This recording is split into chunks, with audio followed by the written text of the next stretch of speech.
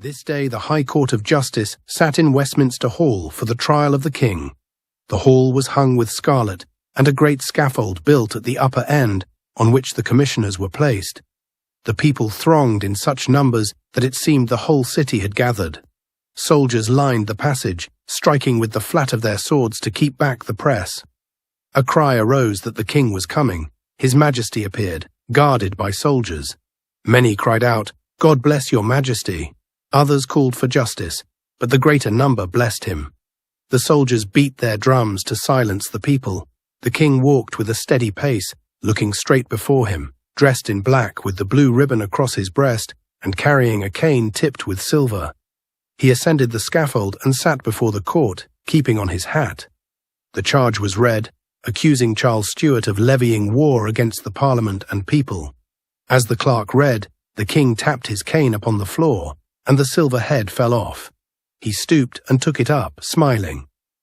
Being called to answer, the king stood and said he would know by what power he was brought thither, for he was the lawful king of England, and saw no court that had authority over him. He said he stood more for the liberty of his people than for his own life. He refused to acknowledge their jurisdiction, and nothing could persuade him to plead. The court pressed him again, but he repeated that a king could not be tried by any superior jurisdiction on earth, and desired to be heard before the Lords and Commons, the true representatives of the nation. This was denied. The people in the hall murmured loudly, many crying out their approval of the king.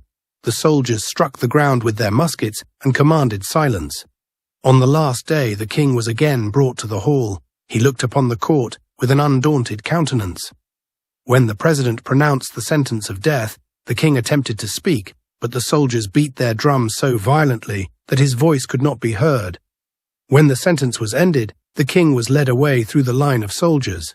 Many pressed forward to touch him, and some fell on their knees as he passed. The soldiers thrust at them with their pikes. There was great grief seen in the faces of the people.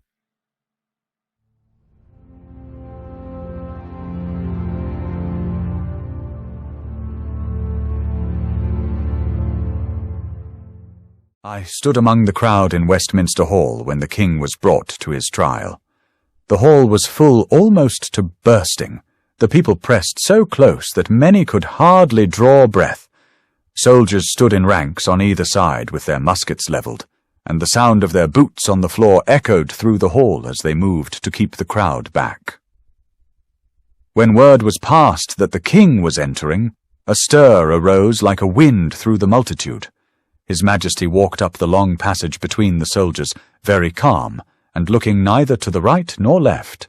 Some called out to him with tears, "God bless your Majesty!" But the soldiers checked them, beating their drums to drown the voices.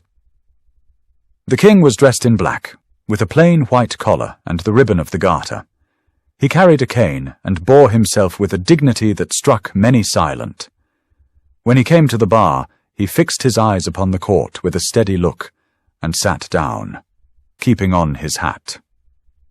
The charge being read against him, accusing him of being a tyrant and the cause of much bloodshed, the king listened without change of countenance. When required to answer, he stood and spoke clear, without trembling.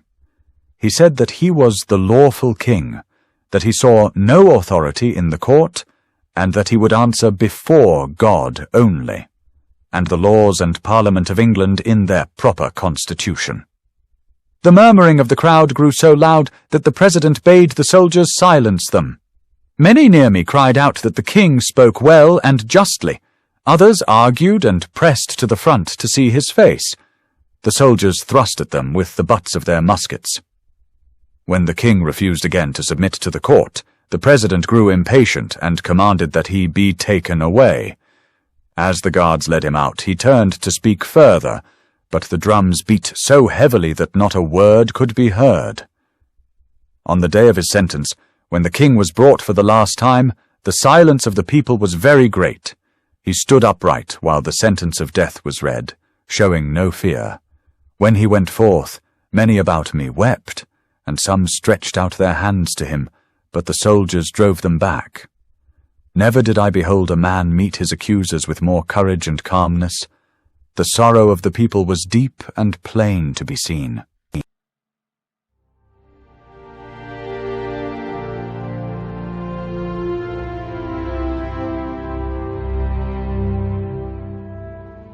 The king was brought from St. James's to Whitehall, and thence through the park to Westminster.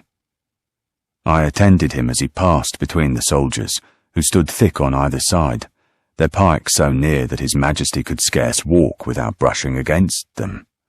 Yet he went with a cheerful countenance, speaking mildly to those few who dared call out to him as he passed. When he entered Westminster Hall, the noise of the soldiers and the murmuring of the people made a confused sound. Many pressed forward to see him, so that the guards were forced to beat them back. His Majesty, looking neither to right nor left, walked steadily toward the court, and when he came to the bar, he sat down in the chair prepared for him, putting on his hat. He heard the charge against him with a settled and unmoved countenance. When he rose to speak, he demanded by what lawful authority he was brought there, declaring that no earthly power had jurisdiction over their king. His voice was clear, and many in the hall strained to hear him, but the soldiers often beat their drums, which drowned much of what he said.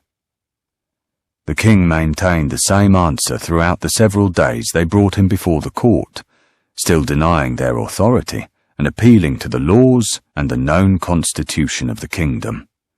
He spoke with great presence, often silencing the hall by the gravity of his words, though the soldiers sought to hinder him. On the day when sentence was pronounced, His Majesty was again brought to the hall. He stood while the President declared him a traitor and condemned him to death. The king attempted to speak, but the drums beat so violently that nothing was heard. He bore all with wonderful patience, lifting his eyes upward as if commending himself to God. As he was led away, many in the hall broke into tears. Some cried aloud that the king was wronged. Others stretched out their hands toward him, but the soldiers thrust them back with their pikes. His Majesty took no notice of the tumult, but walked as one prepared for whatever should follow, with a serenity that moved all who beheld him.